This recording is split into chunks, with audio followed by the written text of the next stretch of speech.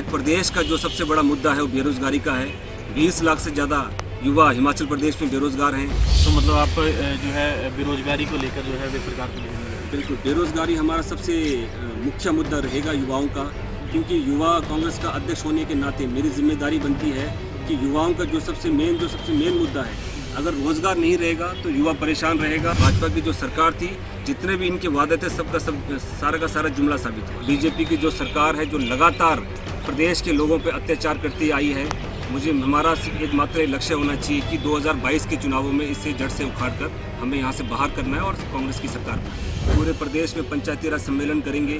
कोशिश करेंगे कि हर पंचायत में क्योंकि समय बहुत कम है, हमारी कोशिश रहेगी कि हर पंचायत तक पहुँचे, बूथ लेवल तक पहुँचे और जितने भी जो लोकल इश्यूज़ हैं उस पर हम काम करें और ज़्यादा से ज़्यादा युवाओं का पार्टिसिपेशन इसमें चुनाव लड़वाएं और ज़्यादा से ज़्यादा युवाओं का पार्टिसिपेशन इस पंचायती राज चुनाव में रहे। कांग्रेस पार्टी की मजबूती के लिए, लोगों के मुद्दों के लिए एकजुट होकर कार्य करेंगे। आप देख रहे हैं समाचार फर्स्ट और मैं हूं आपके दोस्त मृत्युंजय पुरी।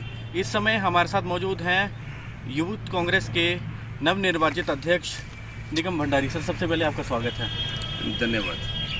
निगम भंडारी जो है, इन्हें अभी जो है यूथ कांग्रेस का अध्यक्ष बनाया गया है। चुनावों में ये उतरे थे और इनके विपक्ष में जो है यदुपति ठाकुर थे और अन्य उम्मीदवार थे। इन्होंने जो है ज़्यादा मत हासिल कर विजय हासिल की। आज इनसे जानते हैं कि किस तरह जो है यूथ की रणनीति रहेगी, किस तरह जो है आगामी जो है वे रणनीति यहाँ इन्होंने बना कर रखी है और किस तरह जो है वे काम करेंगे। सर, सबसे पहले आप बताएं कि सबसे प्रथम काम जो है किस तरह का रहेगा। सबसे पहले तो मैं हिमाचल प्रदेश देवभूमि वीरभूमि के सभी युवा साथियों का धन्यवाद करना चाहता हूं कि जिन्होंने इतने भारी मत से मेरे को निर्वाचित करके भेजा और राहुल जी की जो सोच थी, नेतृत्व चुनो नेतृत्व करो, उस पर मोहर लगाई। और मैं बताना चाहूँगा समस्त के समस्त ये जो चुनाव प्रक्रिया था, चुनाव तक जो भी आपस में जो भी एक कंपटीशन था, मुझे लगता है कि चुनाव के बाद इन सबको जो भी निर्णय लीडरशिप ने दिया है, जो चुनाव का जो निर्णय आया है और हम सबको इसको एकजुट होकर इन जो भी एक रंजिश है, जो भी मन में जो मन मुटाव है, चुनाव तक जो भी हो गया, अब रिजल्ट आने के बाद मुझे लगता है कि जितने भी लोग पूरे प्रदेश में युवा साथी चुन के आए हैं, हम सबको एकजुट होकर इस संगठन की मजबूती के लिए कार्य करना पड़ेगा। सर, किस तरह देखते हैं, क्योंकि एक कार्यकारी अध्यक्ष भी बना दिया गया है, तो ऐसे में क्या मानते हैं, क्योंकि एक अध्यक्ष के होने के बावजूद जो है कार्यकारी अध्यक्ष की कितनी महत्वपूर्ण भूमिका रहेगी, क्योंकि अगर आप चुनाव जीत कर आते हैं और साथ में आपके एक कार्यकारी अध्यक्ष रख दिया जाता है। ये जो लोकतांत्रिक तरीके से जो संगठन के अंदर आंतरिक चुनाव कराने का जो राहुल जी का एकमात्र जो लक्ष्य था, जो एकमात्र राहुल जी की सोच थी, वो ये थी कि प्रदेश के अंदर, पूरे देश के अंदर नई लीडरशिप निकल के आए। और मुझे लगता है कि राहुल जी की सोच ये नहीं थी कि चुनाव करवाएंगे और आपस में एक हारेगा एक जीतेगा। उन्होंने ये कहा था कि चुनाव कभी भी, जब भी ये चुनाव होंगे, इसमें कोई नहीं हारेगा। ये एक ऐसा चुनाव है संगठन के अंदर, इसमें किसी की हार नहीं होती, ठीक है, सबकी जीत होती है। और जो भी हमारे राष्ट्रीय अध्यक्ष श्रीनिवास जी और राष्ट्रीय प्रभारी कृष्णा एलोवेरा जी का जो निर्देश है और राष्ट्रीय अध्यक्षा सोनिया गांधी जी और हमारे लोकप्रिय नेता राहुल गांधी जी का जो निर्णय है, वो हम सब के लिए मान्य है। और जो भी लीडरशिप का डिसीज़न है, उससे मैं उस डिसीज़न से संतुष्ट हूँ। क्योंकि आप तो संतुष्ट होंगे, क्योंकि आपको जो है गद्दी मिल गई है, लेकिन जिन्होंने आपको सपोर्ट किया, जिन्होंने आपका समर्थन किया, जिन लोगों ने आपको इस मुकाम तक पहुँचाया, कहीं लगता नहीं कि लोगों को संशय रहे कि कहीं ना कहीं निगम भंडारी की कहीं कमजोरी रही होगी जिसके चलते कार्यकारी अध्यक्ष बना दिया? उन्हें इस तरह का फील ज़रूर होगा। ये जो ऑनलाइन प्रक्रिया के द्वारा जो चुनाव कराए गए, इसकी लॉन्चिंग हिमाचल प्रदेश से हुई है और इसमें स्पष्ट लीडरशिप ने लिखा था, इसमें मेंशन है, स्पष्ट मेंशन है, इसकी जो भी नोटिफिकेशन थी कि एकमात्र चुनाव लड़के चुनाव के वोटों के द्वारा अध्यक्ष नहीं चुना जाएगा। उसके बाद इसमें एक इंटरव्यू प्रोसेस होगा, पिछला परफॉर्मेंस देखा जाएगा। तो मुझे लगता है कि जो भी लीडरशिप का डिसीज़न है, पूरे हिमाचल प्रदेश के समस्त जितने भी हमारे, चाहे बूथ लेवल का कार्यकर्ता है, चाहे ब्लॉक लेवल का है, चाहे जिला लेवल का है, चाहे प्रदेश लेवल का है, मुझे लगता है कि हम सब का एकमात्र जो एक लक्ष्य है, जो ये प्रदेश में जो ये दमनकारी जो सरकार है, जो एक बीजेपी की जो सरकार है जो लगातार प्रदेश के लोगों पे अत्याचार करती आई है, हमारा सिर्फ एकमात्र लक्ष्य होना चाहिए कि 2022 के चुनावों में इसे जड़ से उखाड़ कर हमें यहाँ से बाहर करना है और कांग्रेस की सरकार बनानी है। बिल्कुल निगम जी, जिस तरह देखा गया है चुनाव जब हुए तो ऐसे में कई लोगों ने दावेदारी की कि निगम भंडारी जो है वे हमारा कैंडिडेट है, तो आखिर निगम भंडारी जो किसके कैंडिडेट थे? मैं जब भी चुनाव होता है, जो ये चुनाव है, देखो ये चुनाव एक टीम के साथ लड़ा जाता है।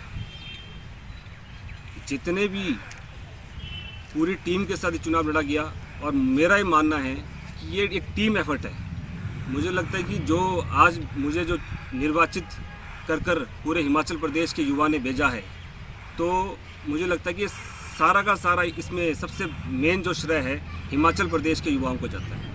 तो कांगड़ा से जिस तरह जो है आपने आज पहली पत्रकार वार्ता की, आखिर इसका क्या कारण है? देखो, कांगड़ा मर्ज एरिया है और आधा हिमाचल कांगड़ा ज़िले में है और मुझे लगता है कि सबसे बड़ा ज़िला होने के नाते, और जब मैं चुनाव लड़ा था तो मैंने शुरुआत भी कांगड़ा ज़िले से की थी और यहीं से यहीं हमारा ऑफिस सेटअप था कांगड़ा ज़िले के अंदर, और कांगड़ा के युवाओं ने बढ़ चढ़ कर सपोर्ट किया। और जहाँ तक हमेशा संगठन के अंदर ये बात संगठन के अंदर ये हमेशा बात चली है अपर हिमाचल, लोअर हिमाचल। मैं अपर हिमाचल के होने के नाते मेरा ये फ़र्ज़ था कि जो अपर हिमाचल और लोअर हिमाचल की जो दूरी है इसको ख़त्म करके यही कारण रहा कि मैंने यहाँ से कांगड़ा ज़िले से अपनी पहली प्रेस वार्ता कांगड़ा ज़िले से। तो अभी आप कांगड़ा में आए हैं, किस नेता से जो है आपने मुलाकात की है, किसी का आशीर्वाद लिया है या किसी का मार्गदर्शन जो है लिया आगे रणनीति के? जैसा कि मैंने पहले भी कहा कि आदरणीय हमारे नेता GS वाली जी, हमेशा उनको मैं आदर्श के रूप में देखता आया हूँ। हमेशा उन्होंने हर सुख दुख में मेरा साथ दिया है। तो सबसे पहले मेरा फ़र्ज़ था कि जिनका आशीर्वाद हमेशा मेरे साथ रहा, तो मेरा फ़र्ज़ था मैं सबसे पहले आके GS वाली जी से यहाँ पर मिला हूँ। और इसके बाद समस्त कांगड़ा के सभी जितने भी वरिष्ठ नेता हैं और पूरे प्रदेश के सभी नेता हैं, जितने भी कांग्रेस के जो दिग्गज हैं, चाहे उसमें PCC अध्यक्ष हमारे माननीय कुलदीप राठौर जी हैं, CLP लीडर मुकेश अग्निहोत्री जी हैं, 6 बार के मुख्यमंत्री राजा वीरभद्र जी हैं। मैं सभी नेताओं के पास जाऊंगा, उनका आशीर्वाद लूँगा और जो उनका एक्सपीरियंस है, उनका एक्सपीरियंस लेके संगठन की मजबूती के लिए एकजुट होकर हम सब कार्य करेंगे। RS वाले भी आपके साथ पत्रकार वार्ता में दिखे? जी, RS वाली जी मेरे हमेशा से छात्र राजनीति से लेकर हमेशा बड़े भाई रहे हैं और हमने एक टीम के रूप में कार्य किया है। और हमेशा इन्होंने हमारे को संगठन के अंदर, चाहे मैं हूँ चाहे प्रदेश के कोने कोने से जो भी युवा हैं, हमेशा उनके हर सुख दुख में वो खड़े रहे हैं, जिस कारण आज RS वाली जी और हम एकजुट होकर पूरे प्रदेश में युवाओं का जो संगठन है युवा कांग्रेस, उसको और ज़्यादा मजबूती प्रदान करेंगे। और साथ ही साथ हमारे बड़े भाई मनीष ठाकुर जी, जिस तरीके से इन्होंने पूर्व में भी मनीष ठाकुर जी अध्यक्ष रहे, उन्होंने पूरे प्रदेश में युवाओं को मजबूत किया। मनीष ठाकुर जी और RS वाले जी ने मिलकर जो एक ये जोड़ी थी, इन्होंने पूरे प्रदेश में युवाओं को जो मजबूती दी। और मुझे लगता है कि मैं जब इन दो बड़े जो हमारे युवा नेतृत्व है, इनके साथ जब मुझे भी काम करने का मौका मिलेगा तो ये जोड़ी और ज़्यादा मजबूत होगी। निगम जी, किस तरह देखते हैं कि अब जो चुनाव है, पंचायती राज चुनाव आने वाले, ऐसे में यूथ कांग्रेस की भूमिका को किस तरह देखते हैं?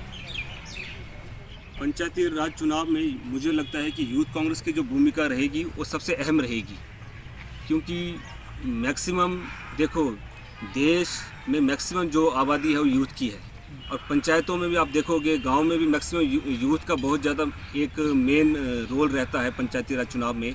और इसी को देखते हुए हमारा सबसे पहले जो कार्यक्रम रहेगा, जो हमने युवा कांग्रेस ने जो सोचा है, पूरे प्रदेश में पंचायती राज सम्मेलन करेंगे। कोशिश करेंगे कि हर पंचायत में क्योंकि समय बहुत कम है, हमारी कोशिश रहेगी कि हर पंचायत तक पहुँचें, बूथ लेवल तक पहुँचें और जितने भी जो लोकल इश्यूज़ हैं उस पर हम काम करें और ज़्यादा से ज़्यादा युवाओं का पार्टिसिपेशन इसमें चुनाव लड़वाएं और ज़्यादा से ज़्यादा युवाओं का पार्टिसिपेशन इस पंचायती राज चुनाव में रहे।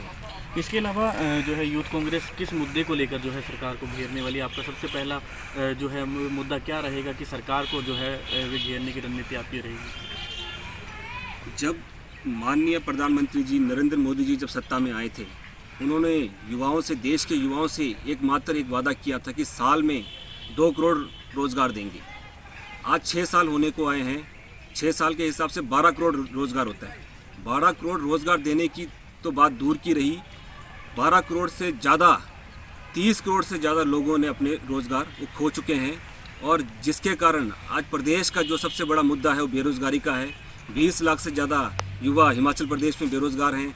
14 लाख का तो आंकड़ा इनके कागज़ों में है, सरकार के पास दस्तावेज़ों में है कि 14 लाख का जो आंकड़ा है। और मुझे लगता है कि इस कोविड के टाइम में जो लोग बेरोज़गार हुए, अलग अलग प्रदेशों से लोग वापस आके अपने प्रदेश में आए, तो सरकार ने कहा भी था कि जितने लोग बाहर से आए हैं इनका हम एक आंकड़ा बनाएंगे और उनको कहीं ना कहीं हम रोज़गार देने की पूरी कोशिश करेंगे। और रोज़गार देना तो दूर की बात है, इवन तक कि अभी तक इन्होंने कागज़ों में भी आंकड़े नहीं बनाए कि कितने लोगों की नौकरियां छिनी हैं। और मैं बताना चाहूँगा कि जब ये सत्ता में आई थी ये सरकार, इन्होंने कहा था कि हर परिवार से एक नौजवान को नौकरी देंगे, पर सारे के सारे जुमले थे। सब पूरे प्रदेश में, पूरे भाजपा की जो सरकार थी, जितने भी इनके वादे थे, सबका सब सारा का सारा जुमला साबित हुआ है। तो मतलब आप जो है बेरोजगारी को लेकर जो है वे सरकार को घेरने जा रही है? बिल्कुल, बेरोजगारी हमारा सबसे मुख्य मुद्दा रहेगा युवाओं का, क्योंकि युवा कांग्रेस का अध्यक्ष होने के नाते मेरी जिम्मेदारी बनती है कि युवाओं का जो सबसे मेन मुद्दा है, अगर रोज़गार नहीं रहेगा तो युवा परेशान रहेगा। और युवा परेशान रहेगा तो नशे की आदत पड़ेगी, तो कहीं ना कहीं इस स्ट्रेस में आके मैक्सिमम आप देख रहे हैं प्रदेश में काफ़ी सारे सुसाइड के केसेस आ रहे हैं। वो सबसे बड़ा कारण है रोज़गार को लेकर, जो ये बेरोज़गारी जो जिस तेज़ी से फैल रही है, सरकार नौकरी नहीं दे पा रही है, और सबसे बड़ा कारण है जो प्रदेश में जिस तेज़ी से सुसाइड के केसेस आ रहे हैं। निगम जी, मेरा आखिरी सवाल रहेगा, क्योंकि देखा जाता है हर बार जो है यूथ कांग्रेस में कहीं ना कहीं जो है आपसी मतभेद जो है वे देखने को मिलते हैं। इस मतभेद को दूर कर जो है, क्योंकि बड़ा नेतृत्व है, उन बड़े नेतृत्व के भी आपसे जो हैं वे कुछ ना कुछ काम रहेंगे या काज रहेंगे, उस सारे समन्वय को किस तरह लेकर आप चलेंगे और किस तरह देखते हैं कि सभी गुटबाजी को किस तरह ख़त्म करेंगे? यूथ कांग्रेस पार्टी का मुख्य युवा संगठन है। मुझे लगता है कि जो भी युवा कांग्रेस के कार्यकर्ता पूरे प्रदेश में हैं, जो एक जिनको कांग्रेस पार्टी से प्रेम है, वो भी, कोई भी कार्यकर्ता ये नहीं चाहेगा कि हमारे आपस में मतभेद हो, हमारी लड़ाई हो। वो हमेशा उनकी ये सोच रहती है कि भी कांग्रेस की मजबूती के लिए कार्य करें, लोगों के लिए कार्य करें। पर कुछ लोग ऐसे होते हैं बाहर के जो आपस में लड़ाने का काम करते हैं, क्योंकि परिवार जब बड़ा होता है तो मजबूत होता है। जब परिवार मजबूत होता है तो सबकी नज़रें होती है कि परिवार मजबूत है, इसको किस तरीके से तोड़ा जाए। और मुझे लगता है कि इससे पहले भी अगर कहीं गुटबाजी कहीं दिखी है, आने वाले समय में मैं पूरी कोशिश करूंगा कि, मैंने पहले भी कहा कि ये चुनाव हो गए, चुनाव ख़त्म हो गए, चुनाव से पहले जो भी आपस में जो भी मनमुटाव थे उसको सभी युवा साथी ख़त्म करें। चाहे मैं अपना उदाहरण दूंगा, मेरी जो एक आपस में जो हमारा कंपटीशन हुआ, जो हमारे कार्यकारी अध्यक्ष यदुपति ठाकुर जी के साथ हुआ, अब चुनाव खत्म हो गए, लीडरशिप ने जो डिसीजन दिया, हम सब मिलकर कांग्रेस पार्टी की मजबूती के लिए, लोगों के मुद्दों के लिए एकजुट होकर कार्य करेंगे। तो ये थे हमारे साथ यूथ कांग्रेस अध्यक्ष निगम भंडारी, जिन्होंने साफ तौर पर कहा कि पंचायती राज चुनावों में जो है वे यूथ कांग्रेस के युवाओं को जो है वे उतारने का प्रयास जो है यहाँ पर रहेगा। ज़्यादा से ज़्यादा युवा जो है पंचायती राज चुनावों में चुनाव लड़ें, इस तरह की उम्मीद वे करते हैं। साथ ही उन्होंने साफ तौर पर कहा कि बेरोजगारी को लेकर जो सत्ता में सरकार आई थी, भाजपा की सरकार, उसे घेरने के लिए वे पूरी तरह से रणनीति बनाए हुए हैं और आने वाले समय में सरकार के खिलाफ जो है आंदोलन करते हुए दिखाई देंगे। देखते रहें इसी तरह की अपडेट और जुड़े रहें समाचार फर्स्ट के साथ।